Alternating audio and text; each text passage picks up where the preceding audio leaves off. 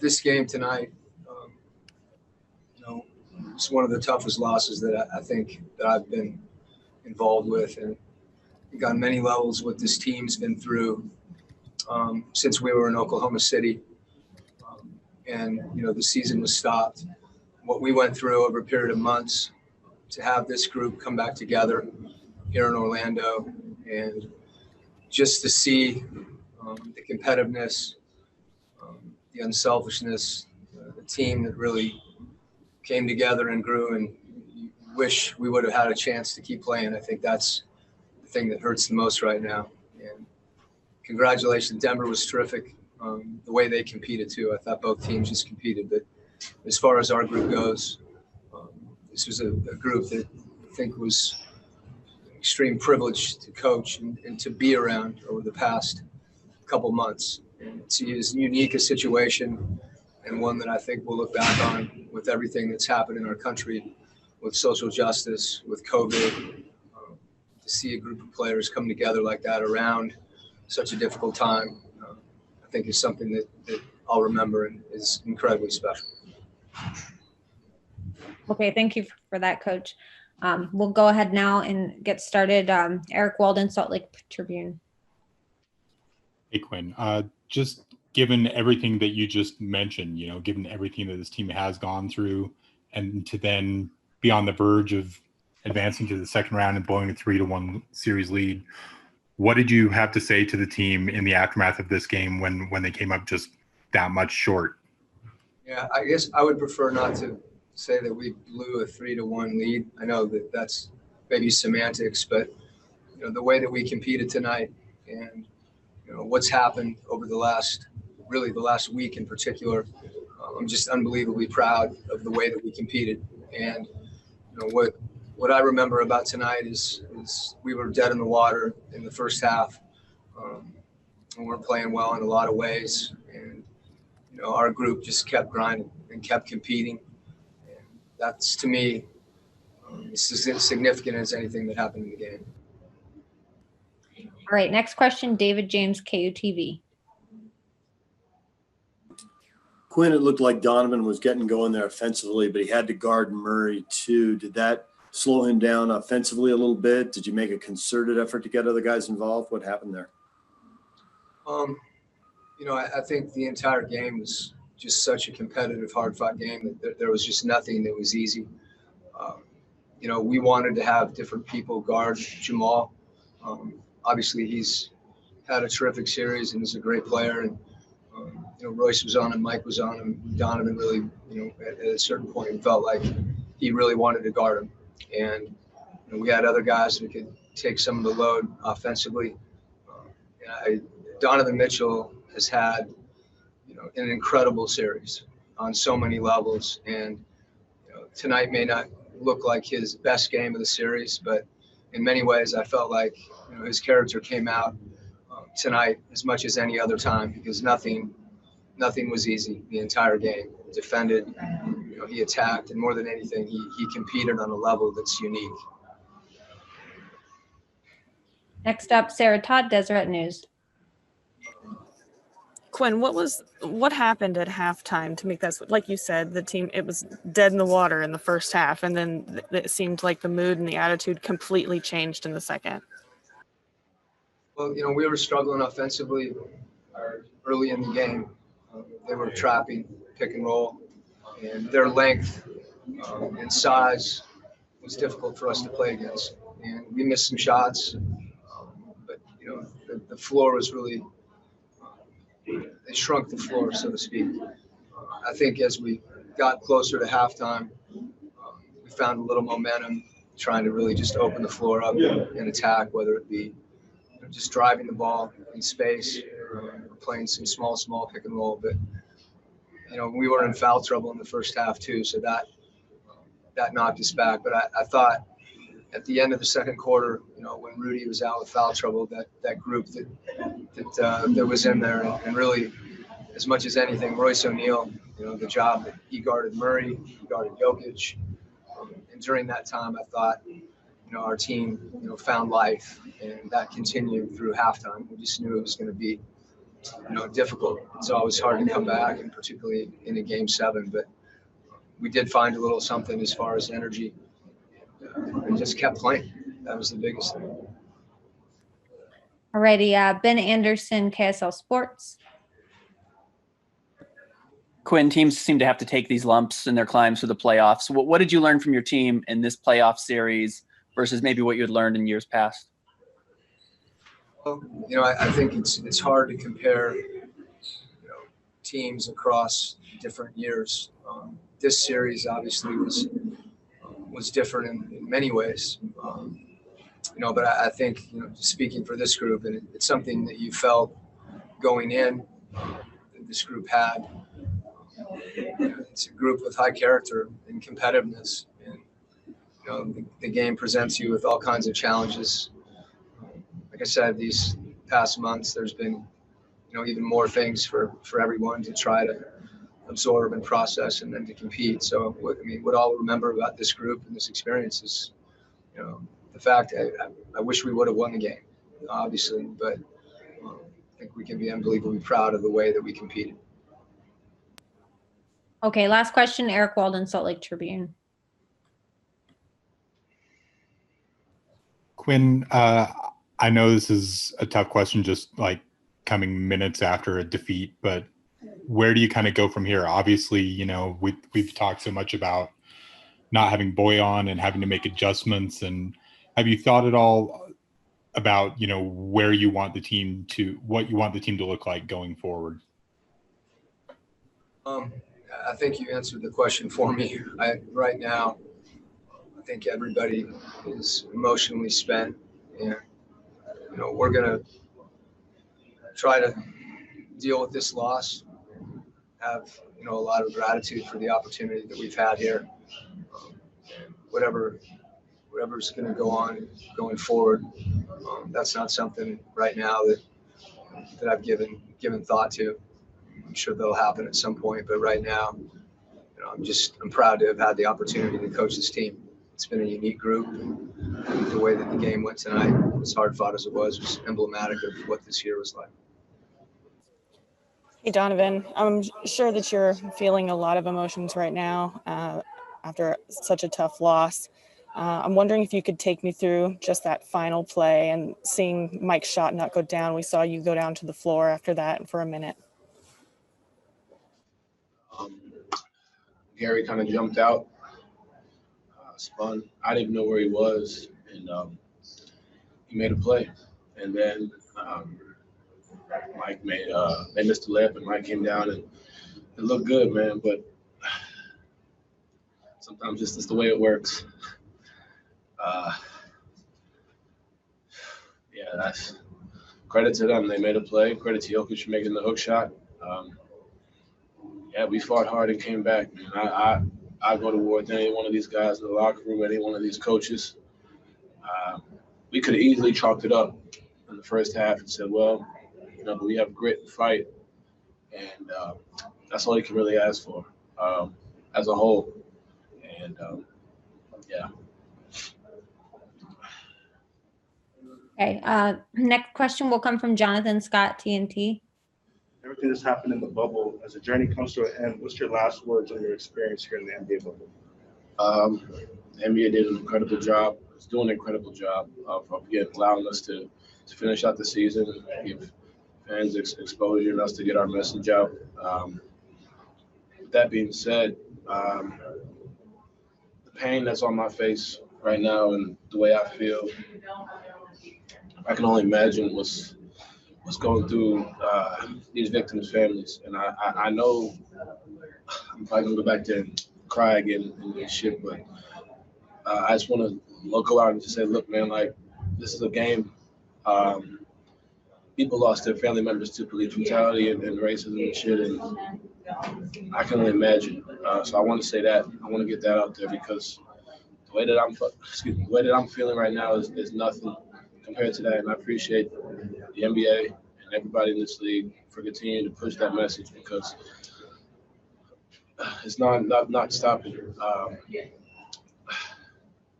I just wanted to say that whether we won or lost, that was going to be the first thing I said. I forgot to say. I should have said it, but Yeah. Okay. Next question we'll have from Eric Walden, Salt Lake Tribune. Donovan, just in the wake of that, how disappointing is it that this is a team that seemed to make strides during the season, difficult season, very up and down, a lot of things that you guys went through, and you come that close to advancing to the second round only to fall that short. Just what are the emotions that are going through your mind right now? Shouldn't have even been in this situation. That's where a lot of the emotion comes from. There were so many things we can go to as a unit, and I think that's what hurts the most. We can go to blowing a 15-point lead in game 5. We can go to not being ready to play, not matching their level, I should say, in game 6. But yeah, like there's so many things that I just feel like we could have did, and we didn't. And I think that's just where the hurt really comes because, quite frankly, I give them credit, but I feel like we kind of eased off the gas in game 5. And we've never really been in this situation. It comes with experience as a whole. We have guys that have been experienced as a whole. We haven't been there as a unit, and that's on us. But I just didn't think that we should have been in game 7. We had multiple opportunities to put them away, and they capitalized. And they're experienced. They've played in game 7s. They've played in times like this, and I got to give them credit. But there's certain things that you look back on, and we could have definitely capitalized to not even be in this position. But we'll fix it. All right. Next up, Mark Spears, who's there with you. Donovan, I'm proud of you about the message that you've used, the way you use your platform on these 2 months. I'm proud of the way you use your platform on these 2 months. I'm very happy. I think the biggest thing is continuing to push, continuing to voice and use a voice. And at the end of the day, we came down here for a reason. Thank you. We came down here for a reason. And obviously to win a championship, but to spread the message. We stopped playing and continued playing because we want to continue to preach our message, not just for the game, but I'm very happy with the way things went as far as being able to come back on the floor and the NBA and the owners and us agreeing on certain things.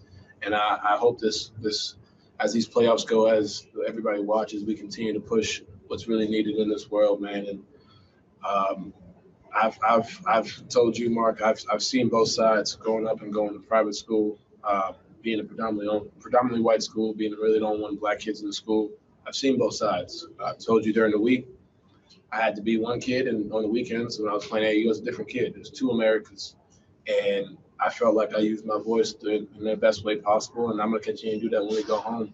And I just implore and encourage everybody that's here. They've been doing a great job just to continue to push. The more these games escalate, the more to get closer to the finals and to the finals. I hope guys continue to use their voice because people are listening and things are starting to turn. We just got to keep going.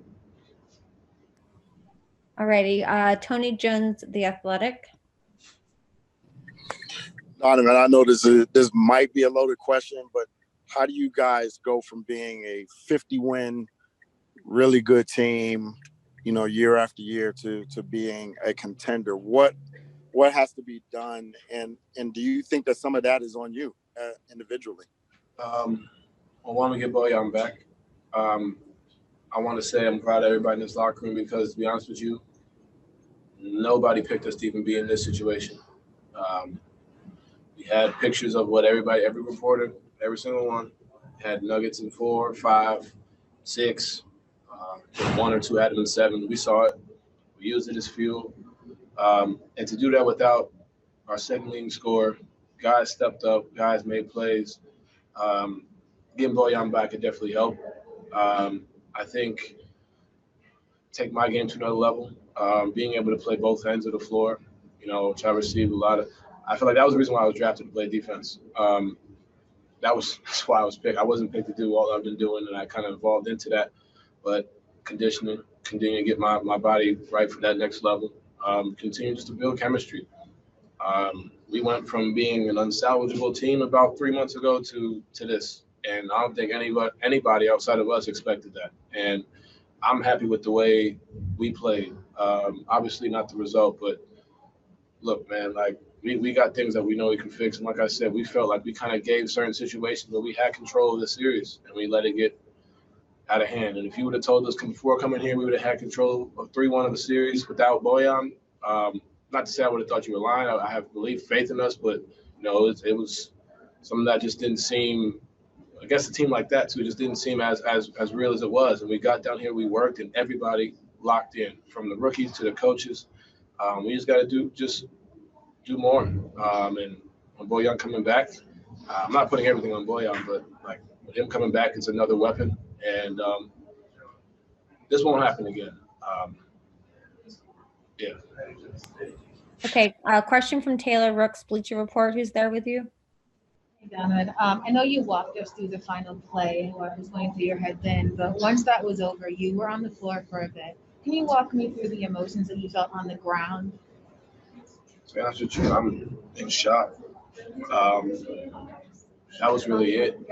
I think the biggest thing was we worked so hard as a unit, as a whole, to get to a point that we got to, and we were this close. We were down and came back and fought and clawed, and to be that close, that hurts. And I didn't really know what else to do. I was exhausted. I just kind of laid there. I don't know, man. That shit sucks. This will be in my mind for a long time, and it kind of reminds me of last year going 4-23 from the field. That kind of fueled my entire season. In Game 5 against Houston, it fueled everything I did this year. It's just another thing to fuel me for next year. I'll be back. We'll be back. But that's really what that was. Okay. Ryan Miller, KSL.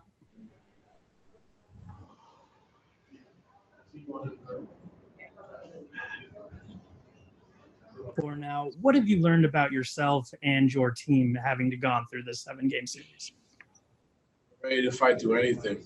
That's one thing I've learned about this team, and that's always been the case. It's a character thing to come back the way we did and to fight the way we did. We ready to compete through anything. And myself, there's certain things I can't lie to you. I kind of was surprised at little things that I've done and accomplished, but it's nothing that I haven't worked on. There was criticisms of what I could do on the offensive end and defensive end, and I feel like I took a step in that right direction. Like I said, this isn't the last of it. This is me scratching the surface. I know what I can do. I know what I worked for. I know how hard I work, and I know how hard this team has worked. And this won't be the end of it. And that's one thing. And that's really what's fueling me, because this ain't it. Like, this ain't the end. This is just the beginning, man. This is just the beginning. And I'm ready to go hoop again right now. I think we all are, but this is just the beginning. Rudy, that game was going really poorly. What turned it around and got you back in it? On defense, I think we're playing pretty good defense in the first half, but we really turned it up in the second half, and we're about to grind our way to this game, back into this game. Okay, next question. Andy Larson, Salt Lake Tribune. Rudy, what's your overall evaluation of the season? I know it's hard just after a game like that, but I mean, looking at everything that happened over the last 12 months. I mean, we want more. The goal wasn't to lose in the first round, obviously, but I'm proud of the way we handled everything that happened within our team. There was I don't think a lot of teams were able to go through that. I'm talking about especially Donovan and myself. Being able to come back and play the way we played, even though we came up short. I think it's very encouraging for the future, and obviously it's painful because we want to win, and we will. I have no doubt that we will. But I think something, we started something, and now we're just gonna have to finish it. Okay, next question, Ben Anderson, KSL Sports. Hey, Rudy, what are your thoughts just on the last 7 games in the playoffs? Last 7 games? Yeah. We lost 4-3. My thought is that the little details makes a difference, and obviously it's the same in any kind of high-level basketball, whether it's international competition, NBA playoffs, Game 6, Game 7. Those little details matter, and when you look at the game tonight, it's a 2-point game, so it's maybe 1 rebound, 1 loose ball, a few free throws. You really realize that the great teams are the teams that are able to control those little details and do it over and over and over. Okay, next question will be from Jonathan Scott, TNT, who's in the room with you. With everything that's happened in the bubble as your journey comes to an end, we're asking players to tell us their last words on the whole experience. I think the NBA really put us in a situation, a good situation to be successful from a health perspective and from a mental health perspective. I ain't gonna lie to you. A few months ago, when they told us about the bubble, none of us were really excited about it. But I'm kind of happy of the way we're able to keep the game of basketball going at the highest level, and at the same time keep people safe. Hopefully, people are going to stay safe until the end of the playoffs. But it's great to be able to give the fans basketball, and for us, it was great to be able to compete at the highest level with our teammates. Okay, and one last question we'll have from Tim Bontemps, ESPN.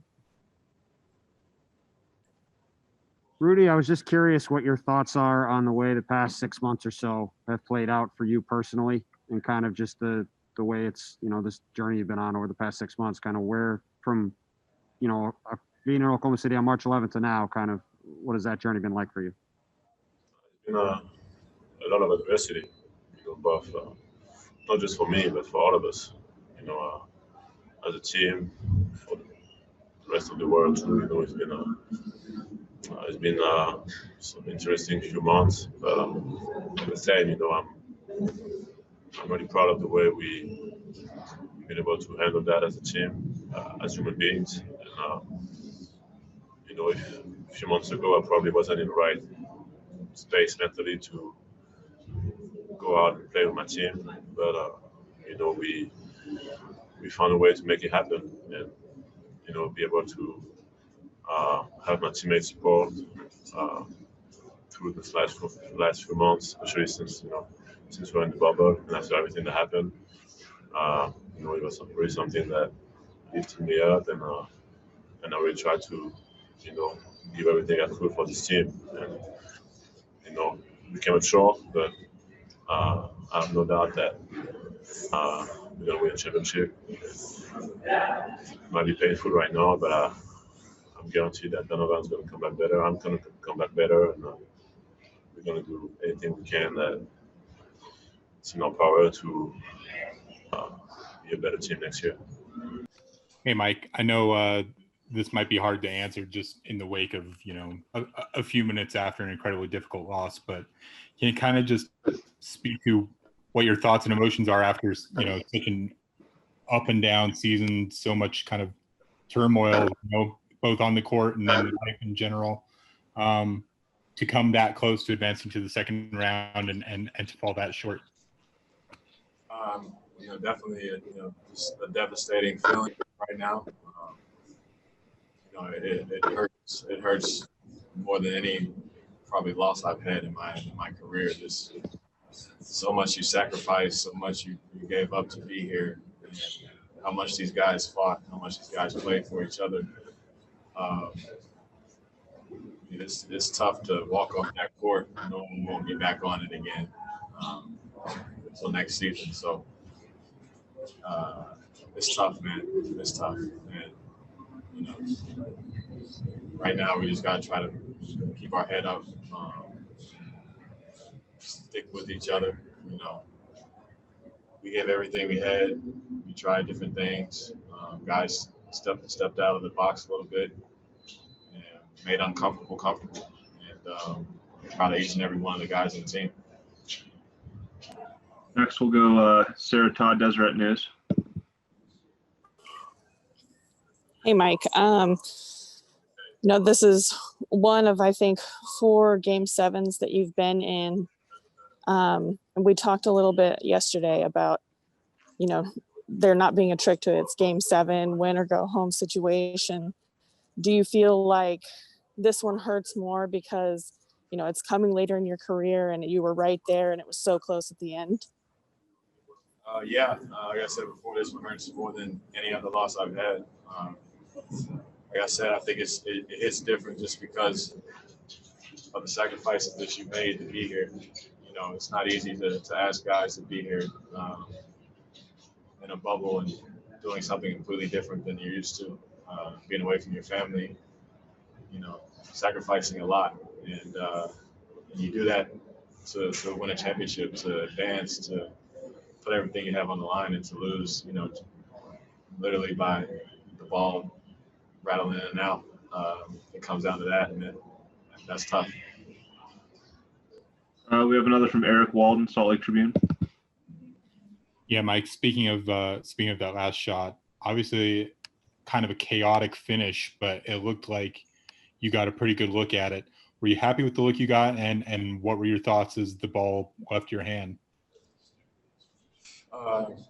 Honestly, at that point, it was just win or go home. I was trying to get a shot up, and I felt like I got a very good look for the moment. Was able to get to a spot and pull up, and honestly, I felt really good about it, and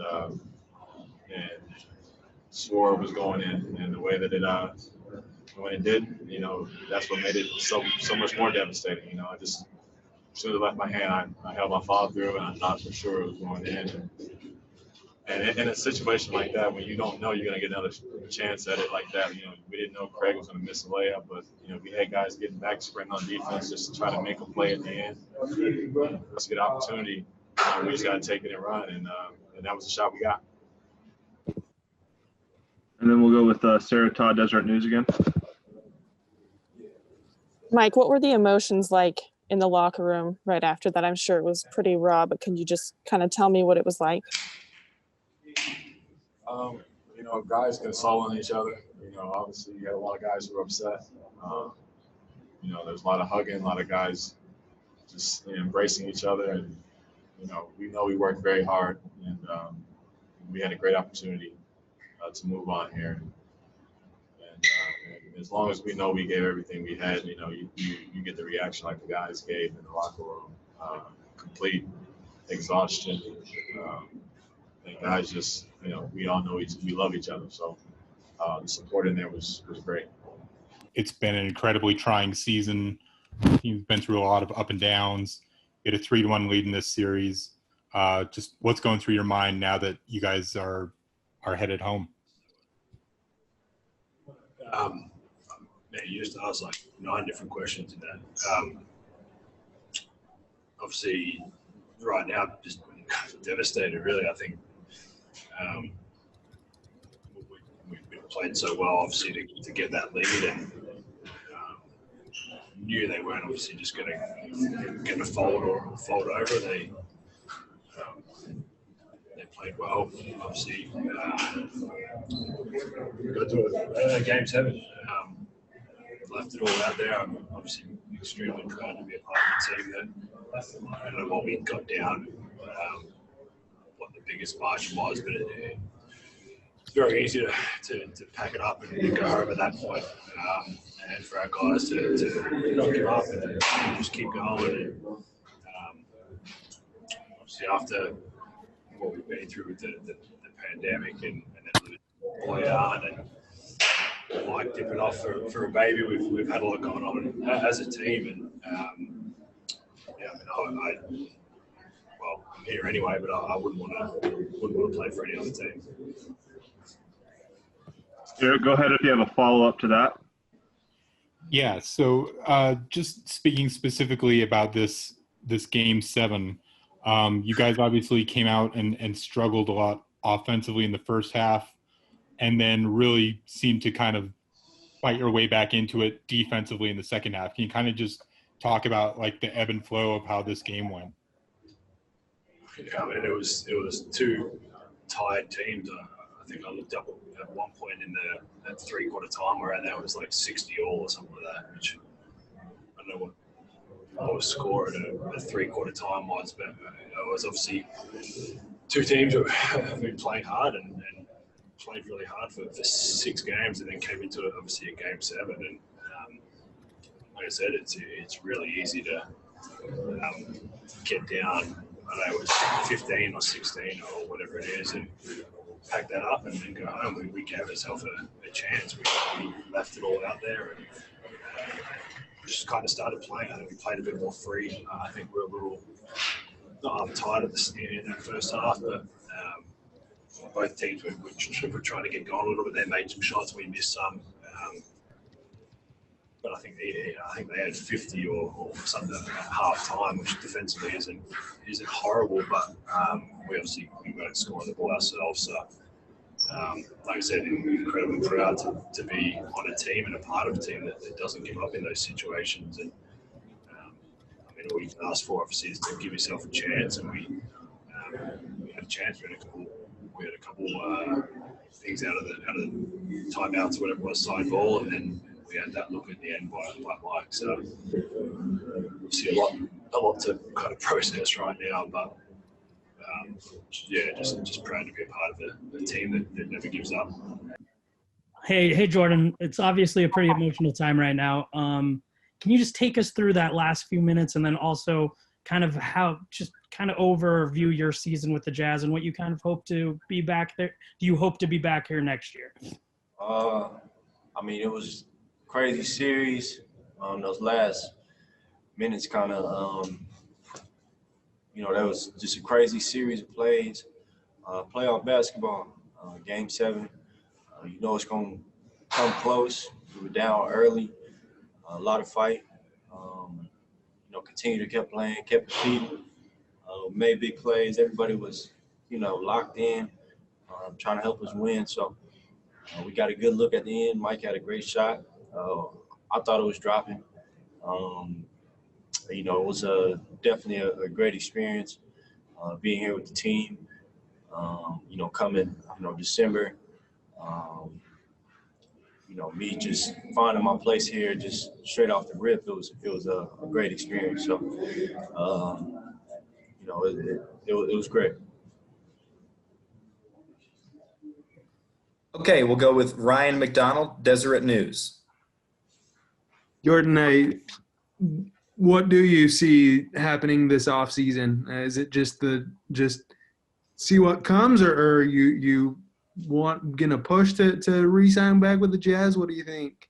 I mean, for me, I can't tell the future. I don't know anything like that. But whatever happens. It's a business and basketball as well. I know I had a great experience here, a great time here. Love my teammates here, so definitely see what happens. And it's my first time actually going into a free agency, so definitely it's a whole new experience for me. Okay, last call for questions. Okay, we'll go Ryan Miller, KSL.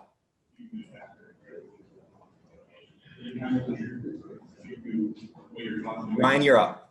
What did you learn about Donovan Mitchell during this playoff series? My kid is tough.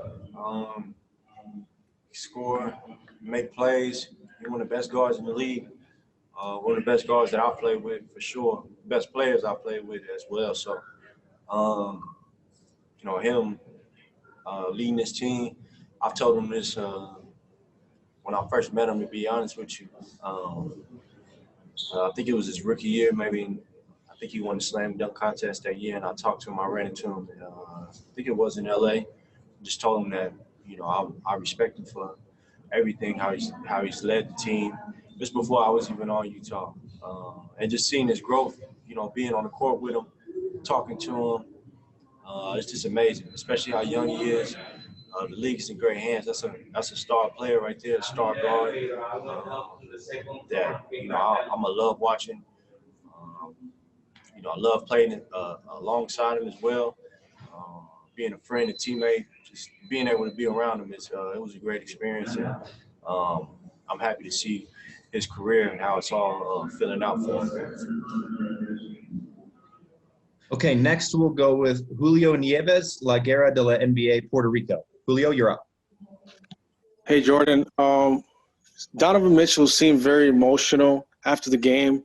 You kind of already touched bases on what he means to you, and you see his growth. But when you have a player like that, so emotional, how can you address, you know, an advice to him? And you as a veteran already, how can you approach to him after this loss and make him become even a better player? Biggest thing probably I can tell him right now is just remember this. You know, this ain't going to be his last playoff series. This ain't going to be the last time, you know, he's in big game sevens. It's not going to be the last time he out there on the court making plays for his teammates in big games. So I just want him to take this experience and really just take it in whole and just keep it in the back of his head, but at the same time, just, you know, let it go and be part of his growth and his history and his legacy. He's gonna go on to, like I said, lead a team to hopefully a championship one day. You know, he's just done a great job as a leader. You know, him as being emotional and seeing all that, man, it's because he had big games, man. He put it all out there on the line, laid it out there every time we played. You know, he stuck with us and stayed with us. And it's the best sign, you know, I've seen as a leader. Kind of take me through the emotions of the locker room after that one. It's tough. Everybody's, you know, playing hard, you know, fighting all the way from, you know, being down almost 20 points, being right there, one shot, you know, in and out. I think everybody wanted that one, so I think that one might, you know, this one might stick and hurt for a little bit.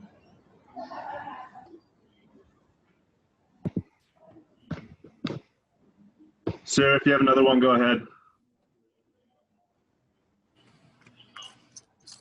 How long do you think that, like you said, this is going to stick with you for a bit? How long do you think that emotion is going to carry over, and when do you actually start thinking about what the team can do next year? Different for different guys, you know, think about it for a little bit. I mean, nobody wants the season to end that way. You know, one thing we want to keep playing.